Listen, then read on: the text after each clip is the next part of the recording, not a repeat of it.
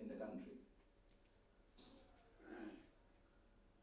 Only as a formality, I'll briefly introduce Vijay Tendulkar, who was born in 1928 and who is one of the pioneers of modern Indian drama. He is author of more than 50 publications. Most of them are plays, 27 of them are full-length plays. He has 7 collections of one-act plays and 5 plays entirely for children. And he has also, as I said, authored several film scripts which have been recognized and awarded nationally, 8 in Marathi and 11 in Brits, and awards like the Sangeet Natak Academy Award, Kamala Devi Chattopadhyay Award, Maharashtra State Award, which he got 9 times, Fellowship of the Sangeet Natak Academy, Saraswati Samman, and he has been honored also with the Padma Bhushan. His plays like Shantla Kot Chalu Ahe, Sakharam Binder, Khasiram Kotwal, Gihade and Kanyadan have been recognized masterpieces of modern Indian drama. About Sakharam Binder, Girish Karnad once said that it is the best Indian play written over a period of 1,000 years, which is a testimony to the eminence of Vijay Tendulkar as a playwright and the rare genius he has brought into this art of theatre and of writing plays. He has treated the problem of violence. His social awareness is reflected also in his 5 volumes of short stories, his one-act plays, and his journalistic writings. He has also been a great creative writing has never been my first love. My primary interest has always been life or learn a new skill than write. Writing to me is like talking, and I am not the one to fall in love with voices. This perhaps tells you why he is such a great writer, because anyone who is coming and his own deep understanding of society, of crime, of relationships, and ultimately of life itself. I request criminals and killers. A personal view.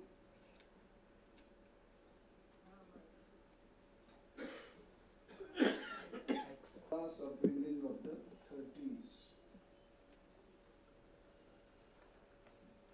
There was a number of do's and don'ts for children. Do not steal, do not lie, do not fight with anyone, never be in the companies of rowdies and those who indulge in vices, and the division of the country brought bloody riots with it and bloodier accounts of them. Thousands and thousands of ruthless killings, arson, abductions, rapes, gang rapes, papers were full of them. Mahatma was murdered. The event rocked the nation. Details of that evil conspiracy filled the columns of newspapers for months. The killers became household names. Second World War brought to the fore a new elite class, the neo-rich today. People hung on, eyes glued to the killer tenement. Even children joined the crowd. Everyone excitedly talked about the happening and added some fantasy of his own to what he had heard. They hung around till evening. Fresh crowds joined them. A special police force was kept to maintain order. Special afternoon editions of a local dairy were taken out and sold like hot cake while this long and pointless wait went on. The next morning, papers were full of eulogized versions of the event with pictures of the chawl and the assembled crowds. Investigative journalism not being there, no one thought of publishing gory pictures of the killed. Picture of the killer could not be printed because he had never been photographed in his life, and a new picture could not be taken. By noon, hastily printed booklets on the man, kind of biographies, true or false, were being sold on the streets. By evening, a statue of the killer made of mud was put in the town square. A fictional one, because the man was not known to anyone. The maker of the statue had never seen it. Mosquitoes added to my problems. I remained wide awake, anticipating something to happen as each moment crawled toward the faraway morning. And a stone hit the roof of the chawl, rolled over. In the vicinity, to stay put in their homes till a dacoity took place in the vicinity. So the Himas of the God, it was just not in his personality. He had been a man of very few words. This man was the first major criminal in my life. We did not meet more because I left the place and moved to another suburb, another house. But the experience of feeling very secure and peaceful in the company of a seasoned killer has not left me till now.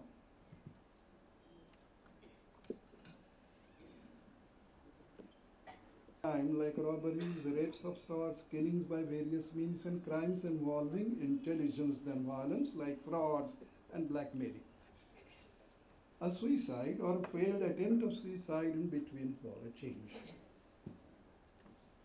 I wrote about them without wanting to know the mind behind the crime. Never asked myself why, while describing them in a routine, cursory fashion for the newspaper. Almost all crime news was collected by ringing up various police stations. The journalist was not supposed to go there and meet the arrested man or woman and inquire. That an innocent person can be arrested by the police was not known.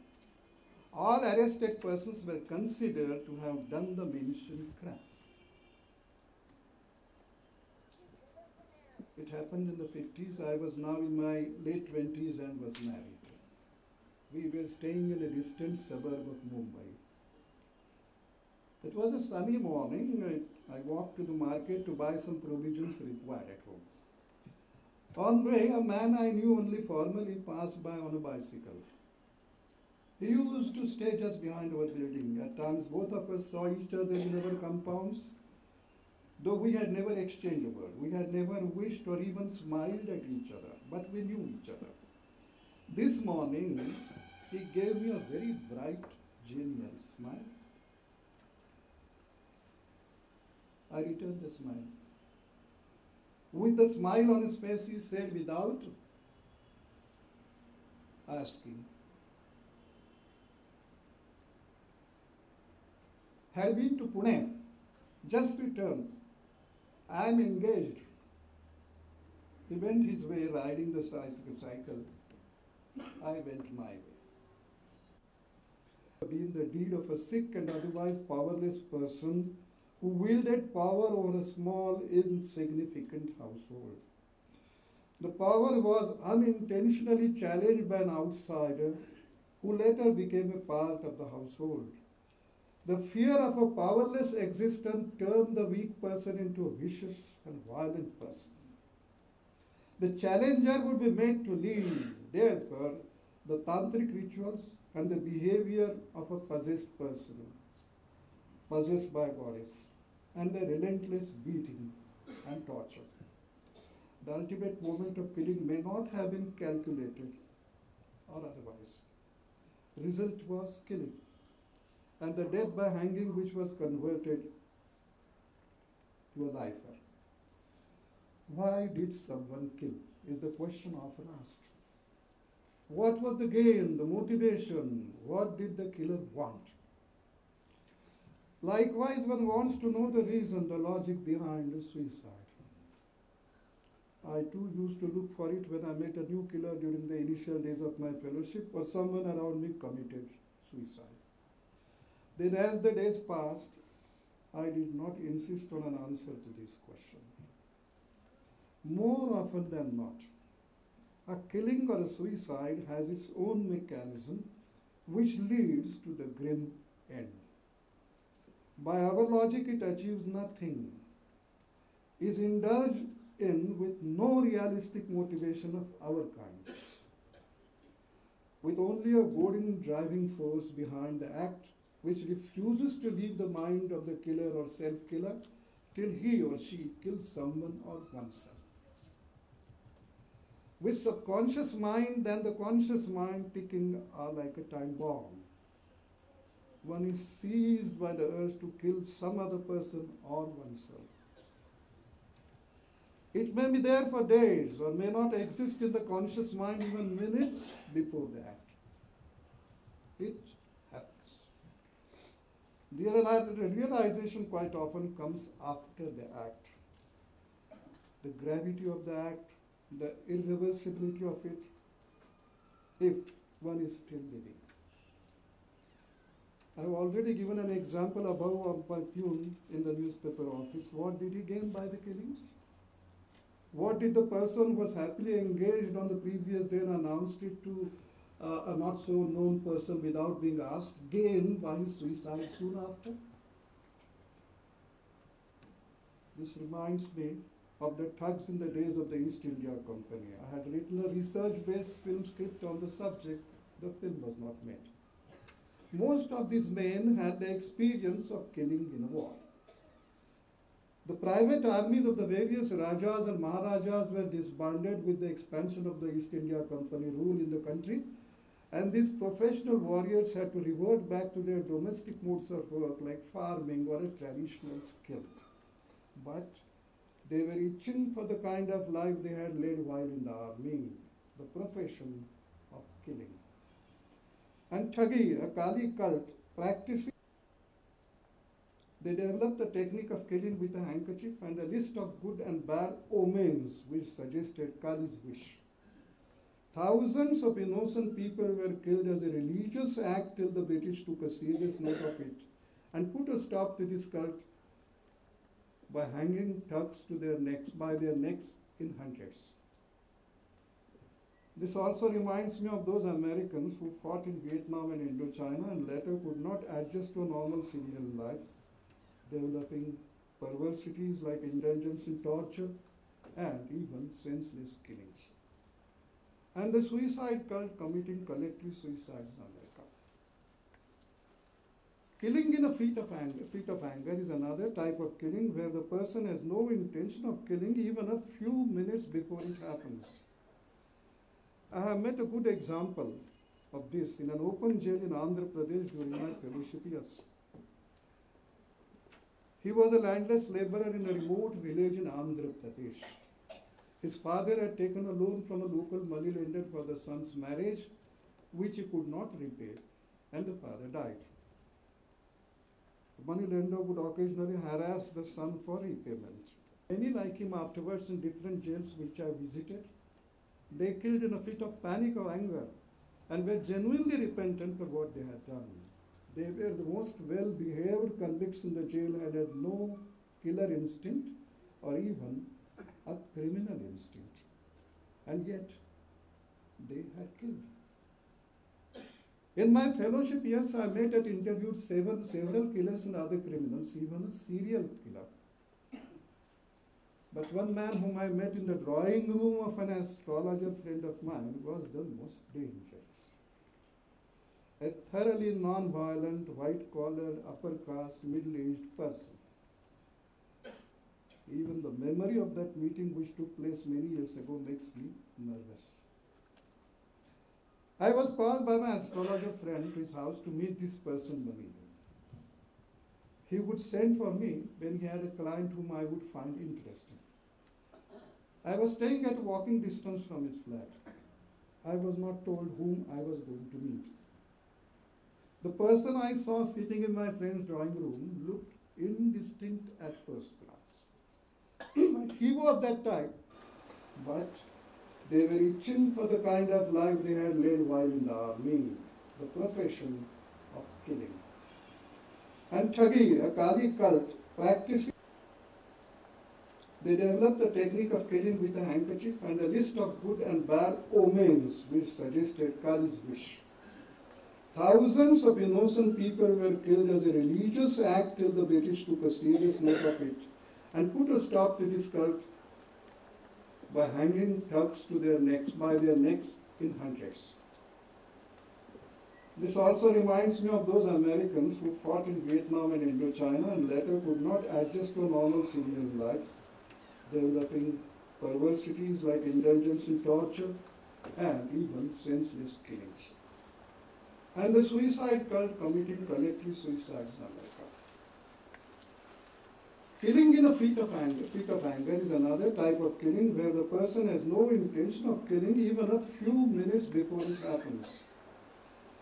I have met a good example of this in an open jail in Andhra Pradesh during my fellowship years. He was a landless laborer in a remote village in Andhra Pradesh. His father had taken a loan from a local moneylender for the son's marriage, which he could not repay, and the father died. The moneylender would occasionally harass the son for repayment. Many like him afterwards in different jails which I visited, they killed in a fit of panic or anger and were genuinely repentant of what they had done. They were the most well-behaved convicts in the jail and had no killer instinct or even a criminal instinct. And yet, they had killed. In my fellowship years, I met and interviewed several killers and other criminals, even a serial killer. But one man whom I met in the drawing room of an astrologer friend of mine was the most dangerous. A thoroughly non-violent, white-collar, upper-caste, middle-aged person. Even the memory of that meeting which took place many years ago makes me nervous. I was called by my astrologer friend to his house to meet this person one evening. He would send for me when he had a client whom I would find interesting. I was staying at walking distance from his flat.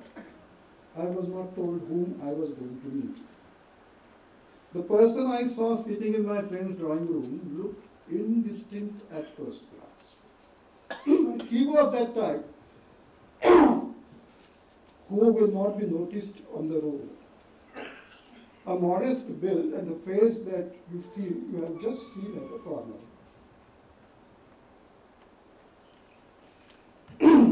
He smiled at me as I entered, and I returned the smile. In the next few minutes, I knew that he had a habit of smiling. Before my friend introduced him, the man introduced himself. I am Joshi. Your respected self. He sounded very gorgeous. I introduced myself. Profession? Joshi asked. Writing of sorts, journalism, plays. Mine is fraud. I thought I have not heard him. What did you say? I asked. Fraud, F-R-A-U-D. Joshi made it more obvious to me. He was casual, smiling. For a moment I felt completely lost. Did not know what to say on it. My face must have displayed my confused state.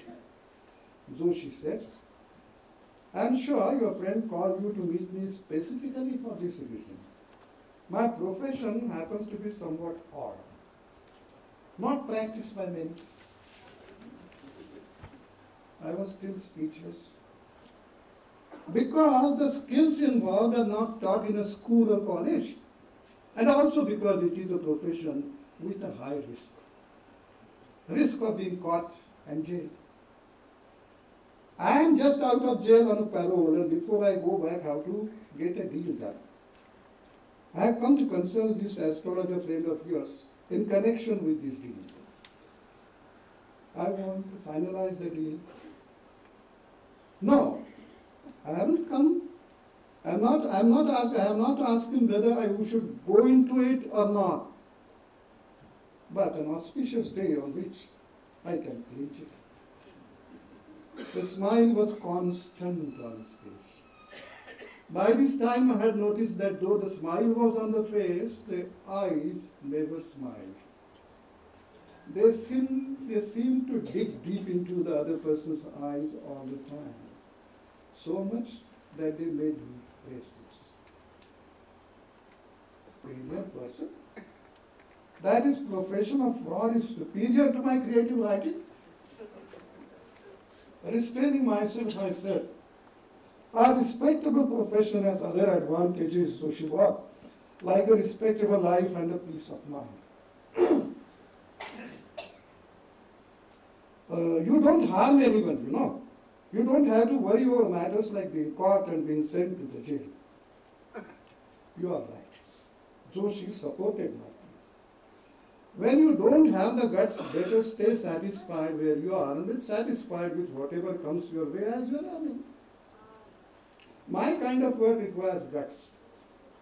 A conviction of mine, if I may put it that way. You know, I am a believer in certain things. Like? My tone was By the President of the Academy for a vote of thanks. I have a small happy news to break, that we have brought out a booklet which carries this lecture delivered today. We have priced it very low, 20 rupees, and today for you it's available for 15 rupees.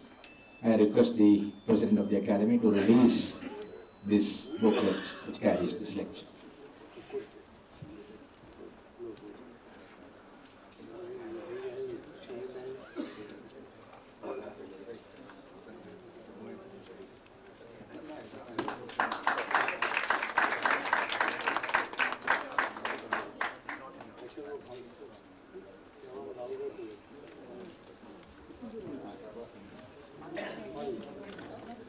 Let me request the President to thank the distinguished guest.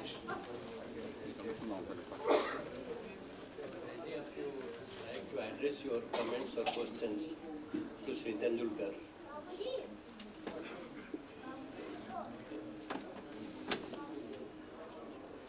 Permitted to add a bit. Yes.